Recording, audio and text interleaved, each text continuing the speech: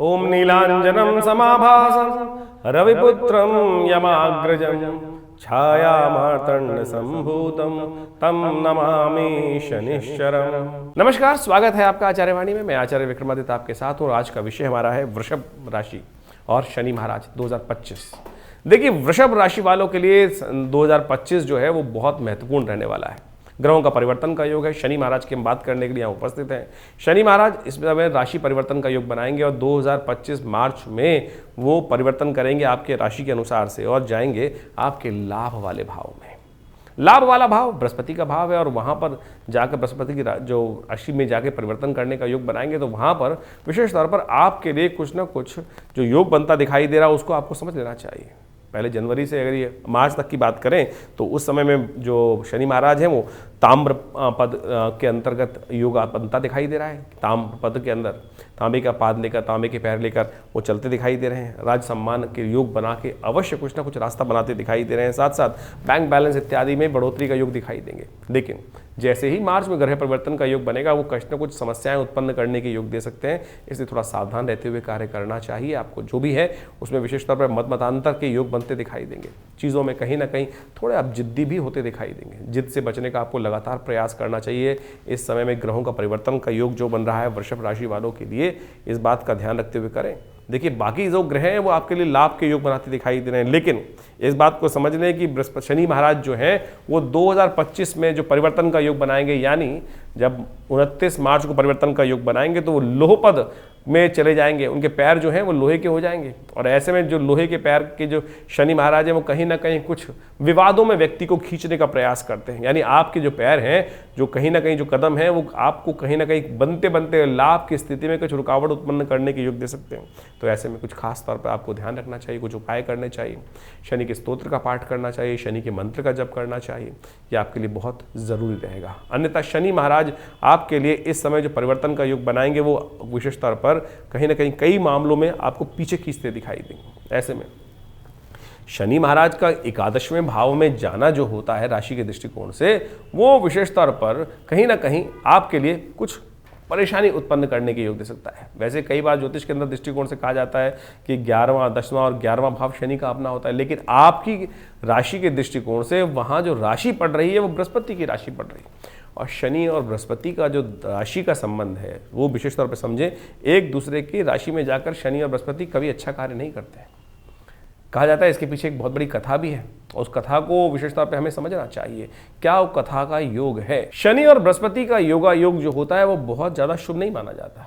इसके बारे में शास्त्र में कथा आई है कि महाराज विक्रमादित्य का राज्य चल रहा था और शनि और बृहस्पति में किसी न किसी कारण से विवाद हुआ। कहा जाता है महाराज विक्रमादित्य जो उज्जैनी के राजा थे, उनके बारे में न्याय ऐसा कहा जाता कि उनसे बड़ा कोई न्याय कर नहीं सकता था। आज जो हमारी जो विक्रमादित्य संवत चल रहा है, जिस वक्त भारतीय संस्कृति में सनातन पद्धति के अनुसार से जो काल गणना है वो महाराज विक्रमादित्य के नाम से ही संवत चलता है। और संवत जो अभी चल रहा है वो विशेष तौर पर 2082 आरंभ हुआ चाहता है, 81 अभी चल रहा है। और ऐसे में आज से करीब करीब 2082 वर्ष पूर्व ये घटना घटती है, जिसके अंदर शनि और बृहस्पति दोनों महाराज के दरबार में उपस्थित होते हैं। और उस घटना को समझा जाता है कि दोनों के दोनों अपने विवाद को लेकर भगवान विशेष तौर पर महाराज विक्रमादित्य के समक्ष जब उपस्थित होते हैं तो दोनों के विवाद को सुनने के बाद महाराज जो है, इस बात को हम समझें कि जो न्यायाधीश होता है वो कभी इमोशनल फैक्टर में नहीं जाता, ना तो किसी की भावनाओं से ग्रसित होता है, तभी वो न्याय कर सकता है। और न्यायाधीश बड़ा निष्ठुर भी माना जाता है। वो ना तो अपना नुकसान देखता है ना फायदा देखता है। जो अपना नुकसान देखकर और अपने फायदे को देखकर न्याय करे फिर वो न्याय थोड़ी हुआ। और महाराज विक्रमादित्य का न्याय तो जग प्रचलित था। उन्होंने बृहस्पति के संबंध में अपना न्याय दिया। उनकी बातों को सुनकर शनि वहाँ बड़े रुष्ट हुए और कहा गया कि कोई बात नहीं महाराज, आपने आज जो न्याय दिया है, जब मेरा समय आएगा तब मैं आपको बताऊंगा कि शनि का प्रभाव क्या होता है, शनि कैसे कैसे स्थिति बनाता है। कहा जाता है कि महाराज की भी दशा, हर व्यक्ति जो जन्म लिया है वो कहीं ना कहीं ग्रहों के दिशा में चल ही रहा है। तो महाराज विक्रमादित्य के जीवन में जब शनि की दशा आने वाली थी तो उनके राज पुरोहित इत्यादि, राज ज्योतिषी इत्यादियों ने कहा कि महाराज आपकी शनि की महादशा आने वाली है। और जब राजा के ऊपर शनि की महादशा आती है तो राज्य के अंदर भयावह स्थिति उत्पन्न होती है और अकाल पड़ जाता है। पूरी जो प्रजा है उसको भी राजा के जीवन का जो त्रास है वो, उस दशा का त्रास जो है भोगना पड़ता है। तो महाराज ने कहा मेरी दशा के कारण से मेरी प्रजा उसकी भागी बने तो ये तो उचित नहीं है, मैं एक काम करता हूँ, कुछ वर्ष के लिए संन्यास दे देता हूँ। तो कहा जाता है महाराज संन्यास लेकर चले गए आगे, और कुछ जाते जाते कुछ काश्यपण सोने इत्यादि की अपने जीवन को चलाने के लिए वो ले गए थे। एक जगह जब शनि की दशा आरंभ हो गई तो उन्होंने, कहा जाता है कि कुछ खाने के लिए एक जगह से कुछ छोले चने इत्यादि मांगे। तो उस खोमचे वाले ने, जो बाजार में बैठा था, हाट पे बैठा था, उसने वो दिए और महाराज ने अपने कुछ सिक्के निकाल कर वहाँ उसके पास रख दिए। और जब जैसे ही वो रखे, शनि की दशा के प्रभाव से वो जो सिक्के जो थे वो कोयले बन गए, महाराज को बर्तन मांजने पड़े। ये शनि के दुष्प्रभाव का जीवन में नतीजा है। इसलिए जब महाराज विक्रमादित्य के जीवन में शनि का दुष्प्रभाव हुआ तो हम सब तो बहुत छोटे छोटे हैं।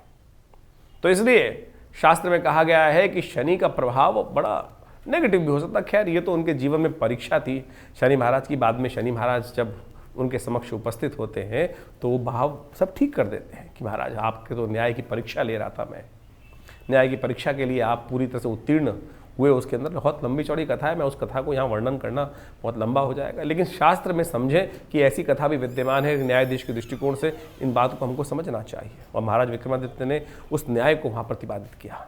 तो इसके अनुसार से आपके जीवन में शनि का जो प्रभाव चल रहा है वो यदि उसको समझते हुए कार्य कर लें आप तो बहुत अच्छा रहेगा। इस राशि के दृष्टिकोण से जो हमने आपको उपाय बताए हैं उनको सही रूप से अवश्य करने का प्रयास कीजिएगा, और उन समस्त उपायों को हम आपके समक्ष उपस्थित भी करेंगे। तो उन सही रूप से समझकर कार्य करेंगे तो बहुत अच्छा रहेगा। शनि को मनाने के शास्त्र में अनेक उपाय बताए गए हैं। शनि वास्तविक तौर पर जीवन में जो भी कार्य करते हैं हमारे कर्मानुसार ही फल प्रदान करते हैं। इस बात को हमको अच्छे से समझ लेना चाहिए। शास्त्र में बहुत सारी विचित्र विचित्र विडंबनाएं, विचित्र विचित्र कथाएं उपस्थित हैं, और उन सब कथाओं के माध्यम से हमें समझना चाहिए। एक बार एक शास्त्र में अद्भुत कथा आती है जिसके अंतर्गत शनि महाराज का संबंध भगवान कृष्ण के साथ स्थापित किया गया है।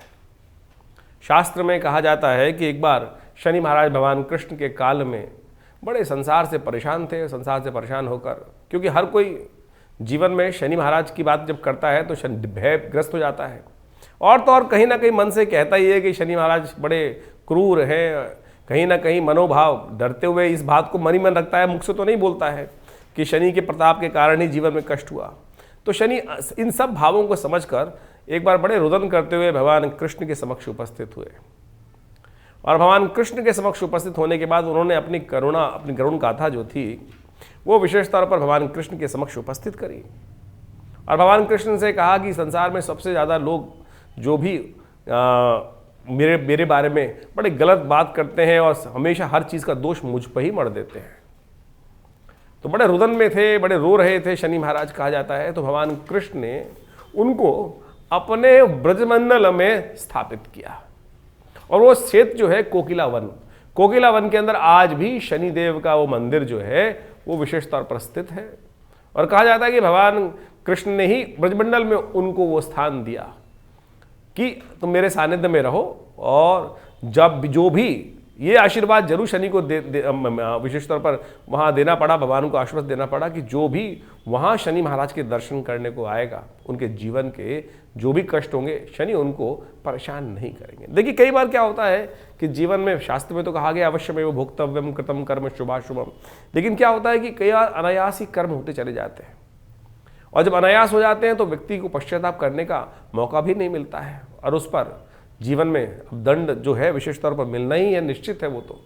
और एक बात मान लें, दंड जो है ना, न्यायाधीश जो होता है वो हाँ कई बार क्या होता है कि हम लोग सोचते हैं इमोशनल पॉइंट ऑफ व्यू से कि वो कहीं ना कहीं माफ़ कर देगा। न्याय या तो होगा या नहीं होगा, वहाँ विशेष तौर पर भावनाओं का महत्व नहीं है, और न्यायाधीश जो होता है बड़ा निष्ठुर माना जाता है। अगर न्यायाधीश निष्ठुर नहीं होगा तो शायद न्याय हो ही नहीं पाएगा।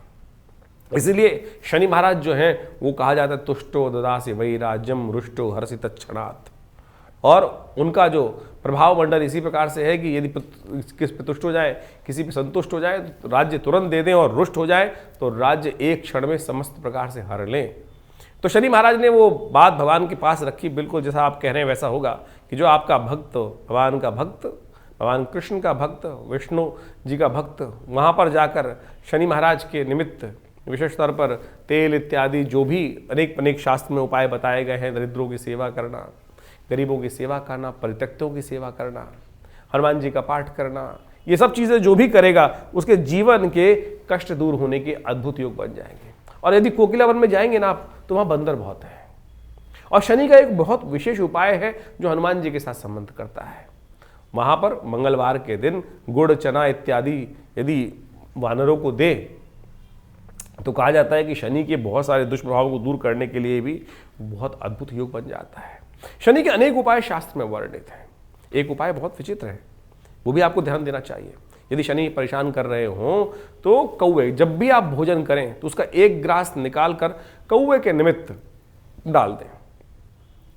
ग्रास तोड़ा और कौवे के निमित्त डाल दिया, देखिएगा ये अद्भुत रूप से आपकी रक्षा करने का योग बनाएगा, कष्टों को दूर करने का योग बनाएगा।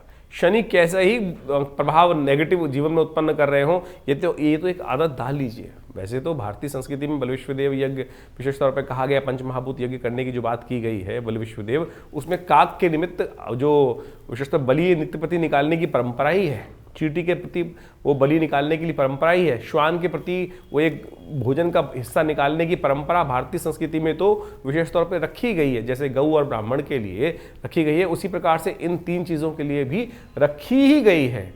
तो इनमें से यदि काक और श्वान के प्रति आप नित्य प्रति ये कार्य कर लेते हैं तो शनि के बहुत सारे दुष्प्रभाव जो है वो भी जीवन से दूर हो जाते हैं। तो इन छोटे छोटे उपायों को अपने जीवन में हमको स्थान देने का प्रयास करना चाहिए। दिव्यांग व्यक्ति मिल जाए उसको कंबल इत्यादि का, ऊनी वस्त्र इत्यादि का दान करने का आप प्रयास करें। काले विशेष तौर पर तिल का तेल जो है वो भी शनि के निमित्त दान करने के लिए सबसे श्रेष्ठ माना जाता है। शनि स्तोत्र पाठ हमने पहले भी आपको बताया, उसका यदि आप पाठ नित्यप्रति कर ले तो वो भी आपके लिए बहुत अद्भुत कार्य करेगा। शनि के तमाम दुष्प्रभावों को जीवन से दूर करने का रास्ता अवश्य आपको प्रदान करेगा सुंदर रूप से। तो शनि का ये प्रभाव इस वर्ष किस प्रकार से परिवर्तन का योग बना रहा है, ये आपने बहुत अच्छे से समझने का प्रयास किया। इसके बाद भी आप ये समझें कि आपकी जन्मपत्री में आपकी राशि के दृष्टिकोण से कहाँ कुछ क्या प्रभाव दे रहा है, दशाएं कौन सी चल रही हैं। गोचर के दृष्टिकोण से तो ये हमने आपके समक्ष ये भाव 2025 में किस प्रकार का शनि योग शनि का रहने वाला है ये आपने समझने का प्रयास कर ही लिया हुआ, समझाने का हमने एक प्रयास किया है। तो इसके बाद भी जन्मपत्री में कौन सी दशाएं चल रही हैं, जन्मपत्री में ग्रह आपके किस प्रकार से बैठे हैं। अब किसी का शनि योग कारक है कुंडली के अंदर, जैसे तुला राशि में शनि योग कारक हो जाता है, या शनि किसी का विशेष तौर वृषभ राशि भी किसी की है तब भी उसमें योग कारक हो जाता है, या किसी की मकर राशि है या कुंभ राशि है, शनि उसमें लग्नेश हो जाते हैं तो योग कारक बन जाते हैं, तो उसमें शनि नेगेटिव नहीं रहते हैं। तो आपको ये समझना पड़ेगा कि फिर आपके लिए कौन कौन से किस प्रकार के ग्रह योग बन रहे हैं। उसके लिए अच्छा है कि इस जो हम प्रेडिक्शन हम बताते हैं ये तो राशि के दृष्टिकोण से गोचर के प्रभाव को बताते हैं, अच्छे से उन काल गणनाओं को समझकर फिर अपने जीवन में किस किस प्रकार का समय योग चल रहा है उसको यदि समझते हुए कार्य करेंगे तो आप समय को सही से पहचान सकते हैं और अपने जीवन के कष्टों को पहले से समझकर उनके निवारण का रास्ता भी सही रूप से अपना सकते हैं। देखिए, ज्योतिष के अंतर्गत इस बात को हमें समझना चाहिए कि कष्टों का निवारण करने का रास्ता अनेक है। सबसे पहले तो अगर कोई भाव पूजा वाला आदमी है, सरल हृदय व्यक्ति है जो भक्ति भाव से प्रार्थना भी करता है तो उसके लिए तो पूजा पाठ के बहुत सारे उपाय बताए गए हैं। लेकिन यदि कोई कॉम्युनिस्ट है, बिल्कुल पूजा पाठ करता ही नहीं है, भगवान को मानता ही नहीं है और सो कॉल्ड अपने आप को मॉडर्न कहता है, या किसी और धर्म से संबंध रखता है, तो आप समझें किसी और पंथ का मान्यता वाला व्यक्ति है और उसको हमारे जो उपाय बताए उस पर नहीं समझ में आता तो क्या कर सकता है वो। जी हाँ, उपाय उनके लिए भी होते ना। तो प्रैक्टिकल रूप में आप समझने का प्रयास करें कि जो भी ग्रह योग है वो हमारे लिए किस किस योग के लिए अच्छे हैं, किसके लिए खराब है। अगर किसी व्यक्ति की कुंडली में शनि महाराज का या किसी ग्रह का योग बन रहा है कि व्यवसाय के लिए खराब है और फिर भी वो व्यक्ति आने वाले समय में उस व्यवसाय की तरफ ही आकर्षित हो रहा है, तब क्या फंसेगा, नुकसान कराएगा। यदि किसी के लिए जीवन में लिखा है कि इस समय में इस कार्य में करने से कहीं ना कहीं सम्मान पे दाग लगने के योग हैं तो सबसे पहले क्या करना चाहिए, अरे बच के काम करो। किसी का दुर्घटना का योग है तो भाई गाड़ी इत्यादि सावधानी से चलाओ, ये भी तो उपाय ही हैं। आप रास्ते में जा रहे हैं कहीं और वहाँ सरकार लिख के लगा देती है this is accident prone area, drive safely. आपके सबकॉन्शियस माइंड पर उसको पढ़ते ही क्या होता है, अरे एक्सीडेंट होते हैं, आप थोड़ा गाड़ी धीरे से चला लो। जितने लोग धीरे से चलाएंगे तो कम से कम आप ये मान के चलें बहुत अत्यधिक मात्रा में जो एक्सीडेंट होते हैं वो बच जाते हैं। तो ये सब उपाय ही तो हैं। इनको करने से, समझने से केवल मंत्र जाप या स्तोत्र पाठ या दान पुण्य यही उपाय नहीं है, हर प्रकार के उपाय हैं, उनको हमको समझने का प्रयास करना चाहिए। हाँ, मंत्र का एक सुपर नेचुरल प्रभाव जरूर है, अध्यात्म का एक सुपर नेचुरल प्रभाव जो है वो अलग एक महत्व रखता है। और एक अब देखिए, भविष्य जो है, भविष्य की घटनाएं जो हैं जीवन में जो कर्म के अनुसार से बनी है वो अवश्यंभावी हैं। हाँ, इतना ज़रूर है कि सूली का हल्का सा सूल बन जाए, एक बहुत बड़ी समस्या का छोटा सा रूप में उन कष्ट के निवारण करने के लिए के रास्ते बिल्कुल बन सकते हैं, और वो आपके कर्म के अनुसार, ये भी कर्म ही है, प्रत्यक्ष रूप से कर्म भी कर्म ही है। तो इसलिए ऐसी विडंबना मन में ना पालें कि ज्योतिष में है अरे पूजा पाठ करना पड़ेगा, भगवान का जप करना, अरे कर लो तो बहुत अच्छा है, कर लो तो बहुत अच्छा है, सरलता देगा। अध्यात्म पूरे विश्व में अब तो रिसर्च करके बताया जा रहा है कि जितना व्यक्ति आध्यात्मिक होगा उतने जीवन में उसकी बहुत सारी एंजाइटी संबंधी समस्या, शारीरिक तौर पे व्याधि रूप समस्या, मानसिक तौर पे समस्याएं कम होंगी, लंबा जिएगा। और जितना अध्यात्म से शून्य व्यक्ति होगा, जो उनमें बहुत सारी और समस्याएं जीवन में उत्पन्न हो जाती हैं, उसको हर चीज़ अपने आप करनी है, और कहीं ना कहीं ऐसा व्यक्ति जो है उदासीन हो जाता है। आप देखें पूरे विश्व में आज जो धर्मनिरपेक्ष देश अपने को कहते हैं, वहाँ सुसाइडल टेंडेंसीज कितनी ज़्यादा हैं। आज भारत के अंदर भी जितने लोग धर्म को सही रूप से समझ नहीं रहे हैं और केवल बाह्य रूप समझने का प्रयास करते हैं, उनके मनोमस्तिष्क में इस प्रकार की भाव उत्पन्न हो जाते हैं कि वो अपने आप को जो विशेष तौर पर गलत तरफ उद्धृत कर देते हैं, गलत तरफ चले जाते हैं। लेकिन सनातन भारतीय संस्कृति में इसको महापाप कहा गया। तो वो कारण क्या है? क्योंकि अध्यात्म हम सही रूप से समझ नहीं रहे हैं। तो इसलिए ज्योतिष को सही रूप से समझने का यदि हम प्रयास करें, और हम लगातार इस क्षेत्र में आपके साथ लगातार जुड़कर आपके ग्रहों गणों के दृष्टिकोण से इस वर्ष को शुभ करने के लिए बहुत सारे उपाय आपके समक्ष बताते रहते हैं। आशा करते हैं इस पूरे सिद्धांत को आप सही से समझकर अपनी राशि के अनुसार से जीवन में सुख, समृद्धि, सफलता की तरफ अग्रसित होने का प्रयास करेंगे। वर्ष आपके लिए बहुत शुभ रहेगा। और कोई खास समस्या है तो चिंता ना करें, आप हमारे आश्रम से जुड़कर फ़ोन नंबर्स पर संपर्क साध कर अपनी समस्याओं का निवारण कर सकते हैं। और हमसे मिलने के लिए रविवार को, यदि आप कोई बहुत बड़ी कष्ट है, कोई अपॉइंटमेंट नहीं लेना चाहता है तो चिंता ना करें, रविवार को सुबह 8 से 10 बजे तक विवेकानंद योगाश्रम दिल्ली में जमुना पार लक्ष्मीनगर क्षेत्र में आप स्वयं आ सकते हैं, और वहां आकर हमारे साथ यज्ञ में भाग लेंगे और अपनी बात करेंगे तो हम अवश्य कुछ ना कुछ रास्ता आपके साथ जुड़कर आगे बढ़ने का अवश्य बना के देंगे आपको।